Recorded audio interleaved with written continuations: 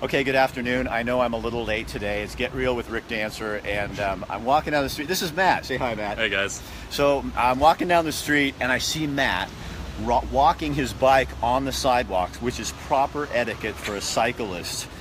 For anybody out there, you don't ride your bike on the curb. That's probably fair. So Matt and I start talking, and we're walking down the street, and I like this guy. So you got to tell him your story. You're from Spokane. I'm from Spokane, Washington. I grew up in a pretty good home. I have good parents. They're smart and whatnot. And I moved down here. I came and worked on a commune for a month and fell in love with Oregon. So I moved down here 2 weeks later. It was a wonderful decision. People here are great. You get to meet people like Rick. So we've never met each other or anything, but this guy, so he works on a commune, and that's not really in your... Not really. It's kind of a stretch for you. Yeah, entirely. I haven't really ever done anything like that. It was worth it, though. It was a really good time. So what did you learn about yourself? Oh, all sorts of things. Learned that I can live in a repurposed trailer with a tiny wooden bed, and that people on communes have incredible life stories. They do a lot of things to get to where they've gotten, and it's really interesting to hear anyone's backstory. So you and I have been talking, and we have decided, we trap people, don't we? As a culture, yeah. Yeah, we can trap people. We can make them, we see someone and we label them, we put them into the bank we want them to be in, and... Yeah, and they're stuck there. They're stuck there. It's hard to get out of the system when we're at. You're either trapped in poverty, or you're trapped in societal regulations, or you're stuck. It can be hard to get out. You gotta work really hard and make connections. So you came here to do what? What do you want to do? You go to Lane?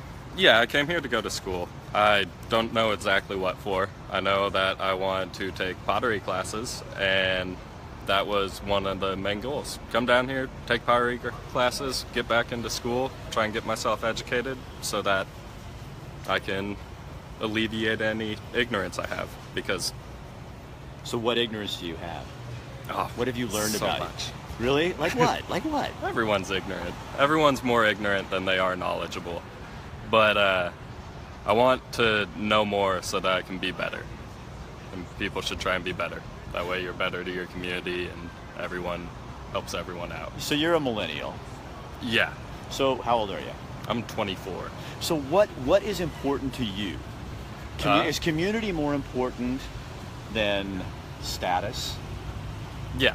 I think people need to rely on one another, even more so nowadays with how big the human population is. We need a more centralized community where people help one another out, and you really just gotta be kind to your fellow human, because there's a lot of us out here and everyone needs a helping hand sometimes. So now, let me give you the example of why Matt is like that. He's got a good mama. Tell him what you do have a good mom. Tell him what your mom does. My mom is a behavioral analyst, and she helps write plans to help special needs kids live better lives and have a more helpful program to help them learn and improve and become more independent. So we were talking about, your mom works with a lot of those clients are people on the autism spectrum. Yeah, she actually wrote her thesis on autism. So talk to me about you and I kind of think the autism spectrum is really the future, don't we?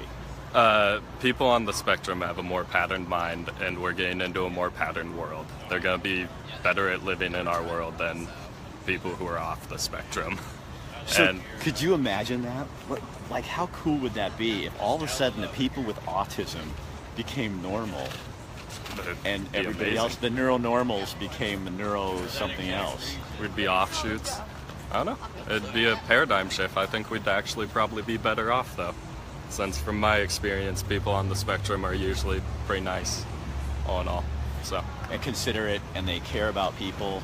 Yeah. They care, or they can understand at least that you should help people in your community because it makes it better for everyone. So do you think you'll ever go into that kind of work? Maybe. I don't know. What do you like most about Eugene? Stereotypical answer would be the outdoors. I love it out here. I'm really outdoorsy. My dad was really outdoorsy. I like being outside around here. We got a lot of really close hikes. There's a good community.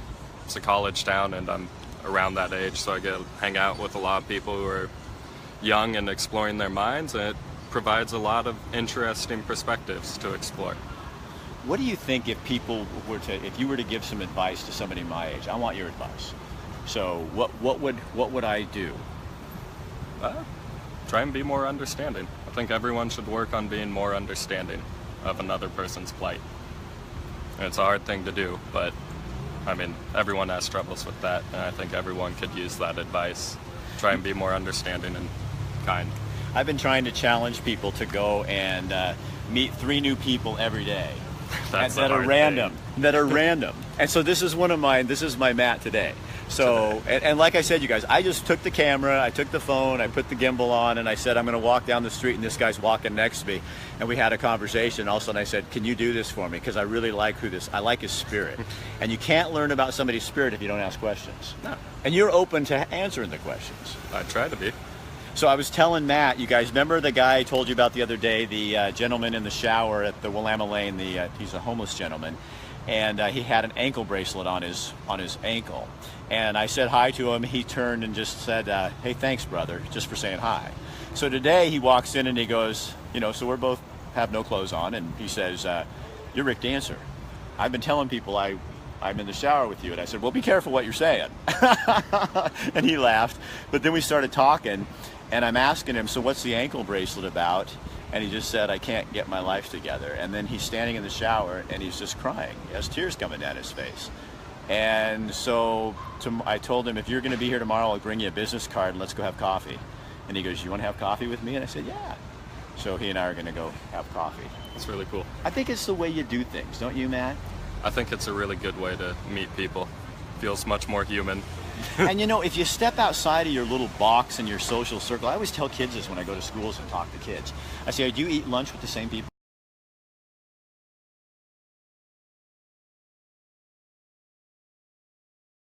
Get back at it and come run with me. Yeah. Okay, that's Eric. There's Eric Peterson. He's running off. Sorry, guys, we lost our signal for a second there. But if everybody went out there and just ran into somebody different on the day, like Matt. Now I know Matt. I'm going to give him my card, and maybe we'll go out to lunch or have coffee or something like that. And I would love to connect with you in a different way. So that's just kind of how it happens. It's a good way to meet people. Yeah. It's a good way. So where are you headed? I'm actually going to go get a haircut and then go to work. Where do you get your haircut? I don't know. I was going to bike around and find a place. I got a barber for you. He's my barber. He's the coolest guy. Yeah, but you got to make an appointment. But it's called the Sicilian Barber. His name is Francesco Michelli. That's pretty. I'll give you my card. So next time because he does a really good job. You got cool hair. He'd be able to fix you up, man. Sweet deal. He's a good guy. All right. So Allie, Joe, it's good seeing you guys. This is Matt, my random stranger for the day, but he's not a stranger anymore. Now we know each.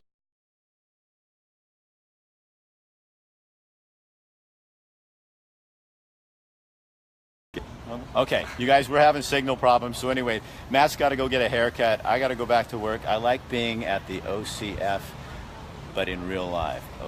Oh, what's the OCF?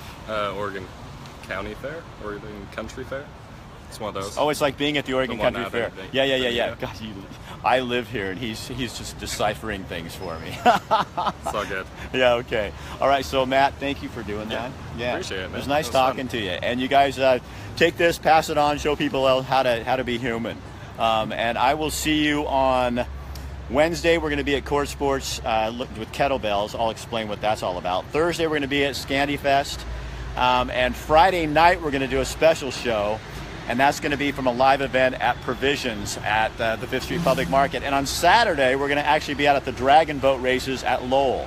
So we got a whole bunch of stuff coming up.